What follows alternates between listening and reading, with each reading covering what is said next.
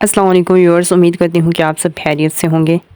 पिछली वीडियो जो मैंने the art of being alone पे बनाई थी कि किन लोगों को वो बुक पढ़नी चाहिए और किन को नहीं पढ़नी चाहिए, उसमें आप लोग मुझसे पूछ रहे थे कि हमें कोई किताब बताएं, हम कौन सी किताब पढ़ें।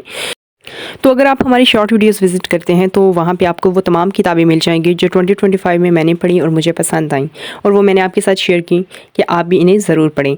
आप लोग क्योंकि पूछ रहे थे the art of being alone के बजाय कौन सी बुक पढ़नी चाहिए, तो मैं आपको ट्यूज़डेज़ विद मौरी रिकमेंड करूँगी।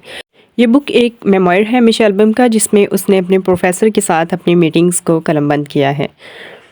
मिशेल एल्बम को टीवी इंटरव्यू से अपने प्रोफेसर की बीमारी का पता चलता है कि वो एएलएस में मुब्तला हो चुका है, तो उसे ख्याल आता है कि उसे अपने प्रोफेसर से मिलना चाहिए। वो उसके पास जाता है, उसके साथ मीटिंग करता है, और इस तरह से फिर वो हर ट्यूसडे को मुलाकात रखते हैं और हर ट्यूसडे को उसे एक नया लेसन सिखाता है जो उसके अपने लाइफ एक्सपीरियंसेस रहे होते हैं प्रोफेसर के। वो उसको सिखाता है मुख्तलिफ़ चीज़ें और उसको वो नाम देते हैं द लास्ट क्लास का।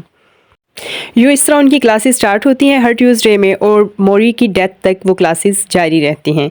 हर ट्यूसडे वो एक टॉपिक को डिस्कस करते हैं और लाइफ के डिफरेंट एस्पेक्ट्स को वो डिस्कस करते हैं, जैसे love, death, morality, materialism, meaning of life, forgiveness, emotions. Her topic पे वो बात करता है। मौरी मुझको बताता है कि लोग मीनिंगलेस लाइफ के गिर्द घूम रहे हैं। वो आधे सोए हुए हैं, और वो तब भी सोए हुए होते हैं जब उन्हें लग रहा होता है कि वो बहुत इंपॉर्टेंट काम कर रहे हैं, और ये इस वजह से है क्योंकि वो गलत चीज़ों के पीछे भाग रहे हैं।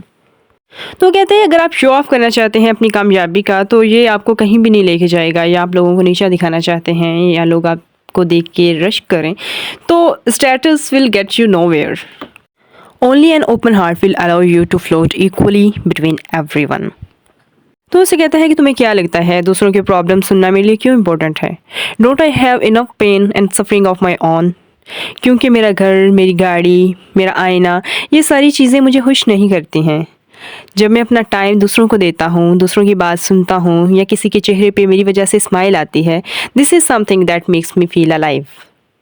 इसी तरह वो फैमिली के बारे में डिस्कस करता है कि आपकी फ़ैमिली ज़रूर होनी चाहिए। कुछ अरसे के लिए इंसान को लगता है कि वो अकेला रह सकता है, लेकिन हमेशा ऐसा नहीं होता। आपके फ्रेंड्स होते हैं या जो भी आपको विज़िट करने आए, वो आपके पास थोड़ी देर के लिए आते हैं, उसके बाद वो चले जाते हैं। फिर आपको महसूस होता है कि आपके पास कोई ऐसा होना चाहिए जो कि आपको कभी भी छोड़ के ना जाए।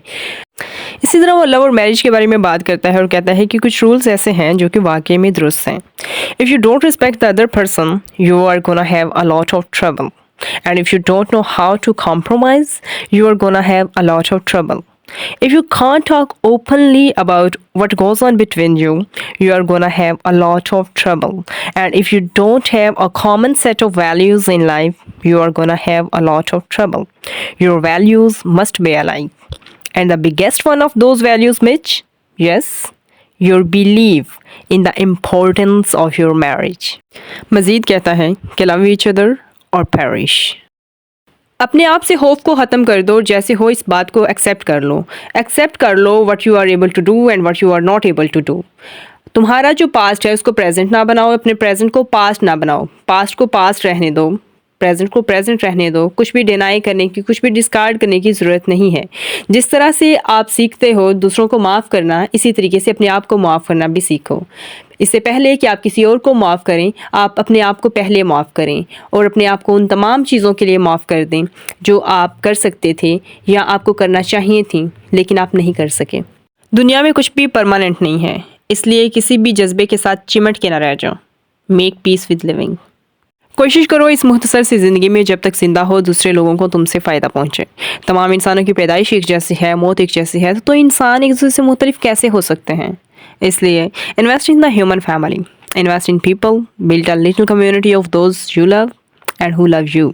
अपने आप के साथ भी वक्त गुजारो। अगर तुम परेशान हो तो थोड़ी देर बैठो, अपने आप पे आंसू बहाओ और उसके बाद दोबारा से उठ के मीनिंगफुल चीज़ों में अपने आप को गुम कर दो, बिज़ी कर लो। और मौत के बारे में वो उसे कहता है कि मौत तो सबको ही आएगी, लेकिन आपको मालूम होना चाहिए कि आप कैसी मौत चाहते हैं। आप अपनी मौत के बारे में सोचें। Once you learn how to die, you learn how to live. एक दफ़ा तुम ये सीख जाओ कि तुमको मरना कैसे है, तो तुम ये भी सीख जाओगे कि तुमको जीना कैसे है। मौरी मुझको बताता है कि लाइफ के स्टेज पे जब वो बीमारी में मुब्तला है, अपने कमरे में पड़ा हुआ है, चल नहीं सकता, उसने अपनी लाइफ को मीनिंगलेस नहीं बना लिया है, ना ही वो बेचारा बना है। रादर वो लोगों से भी मिलता है, उनके प्रॉब्लम्स सुनता है, उनको अच्छा मशवरा देता है, और वो अपने कमरे की खिड़की से बाहर मौसमों को एंजॉय करता है, नेचर को ऑब्जर्व करता है। वो देखता है जब हवाएं तेज़ चलती हैं तो दरख्तों से पत्ते गिरते हैं, और वो कहता है कि मैं अपनी खिड़की से बाहर वक्त को गुजरता हुआ देखता हूँ। इन शॉर्ट ये बुक बहुत ही बेहतरीन है। मैंने आज तक जितने भी मेमोइर्स पढ़े हैं, Tuesdays with Mori is one of my favourites.